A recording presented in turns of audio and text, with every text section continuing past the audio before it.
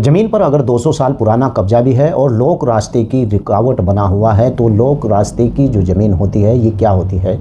कि आम आदमी का अगर वहाँ से रास्ता हो या इस प्रकार की सड़क वगैरह हो कि पीछे से बहुत से लोगों का वहाँ से पर आना जाना हो और वो एक ऐसा रास्ता हो जिसे लोक रास्ता कहा जाता है, यानी कि उस रास्ते को आम रास्ता भी कहा जाता है। और आम रास्ते पर अगर कोई व्यक्ति रुकावट करता है या फिर उस व्यक्ति का चाहे भले ही 200 साल पुराना उस पर कब्जा है, तो इस प्रकार के कब्जे को तुरंत एकदम हटवाया जा सकता है और इस प्रकार के कब्जे को यानी ख़त्म भी करवाया जा सकता है, क्योंकि लोक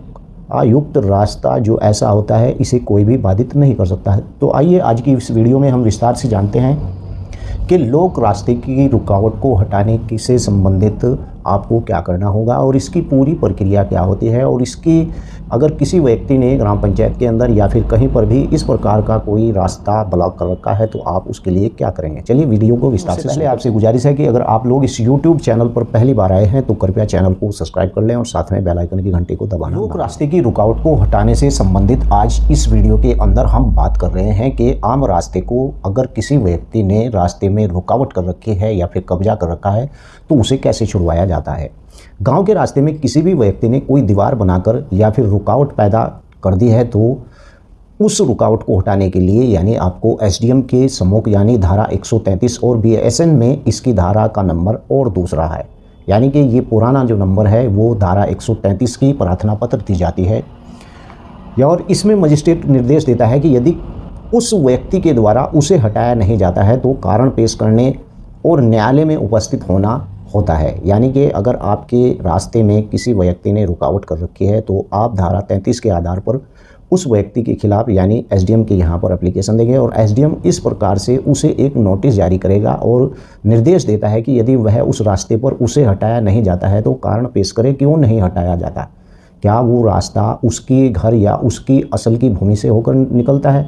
यानी कि न्यायालय में उपस्थित उस व्यक्ति को जरूर होना पड़ेगा एसडीएम के, अगर उस व्यक्ति ने रास्ते में रुकावट कर रखी है और हटाने के बारे में आदेश पारित किया जा सके। इससे पब्लिक रास्ते की जांच धारा 137 से की जाती है और जिसमें दोनों पक्षकारों को साक्ष्य लेकर यानी धारा 138 के अंतिम आदेश पारित किया जाता है और पब्लिक की रास्ते की जो रुकावट होती है उसके अतिरिक्त गंदे पानी की निकासी या फिर बाहर गंदगी फैलाई गई लोक न्यूलैंस के मामले में आ जाती है और उन पर भी इसी प्रकार की कार्रवाई होती है।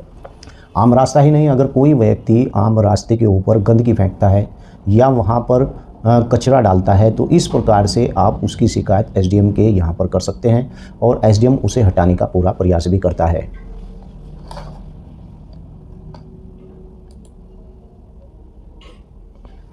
रुकावट को रोकने के लिए दंड संहिता यानी कि उसकी धारा 133 का प्रार्थना पत्र देकर उस निवारण किया जा सकता है उस मामले का, जिस मामले को मान लीजिए कि किसी ने अगर रास्ते में कचरा डाल रखा है या रास्ते में रुकावट पैदा कर रखी है। गांव के अंदर इस प्रकार का होता है कि बाजा व्यक्ति रास्ते के ऊपर ही अपनी मकान की दीवार रख देता है। ऐसे बहुत से लफड़े ग्राम पंचायत के अंदर होते हैं, उन सब का यही समाधान होता है। और दंड प्रक्रिया संहिता धारा 144 के अंतर्गत तुरंत रुकावट और राहत हटाने के संबंधित व्यवस्था भी है। मान लीजिए कि अगर वहाँ पर रास्ता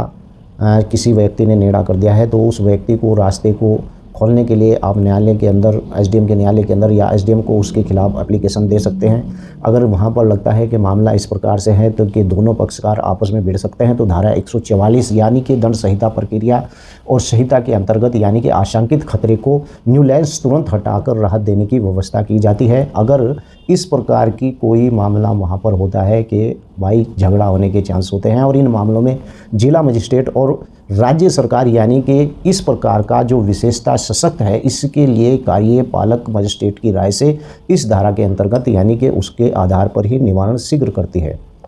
यानी कि अगर किसी व्यक्ति ने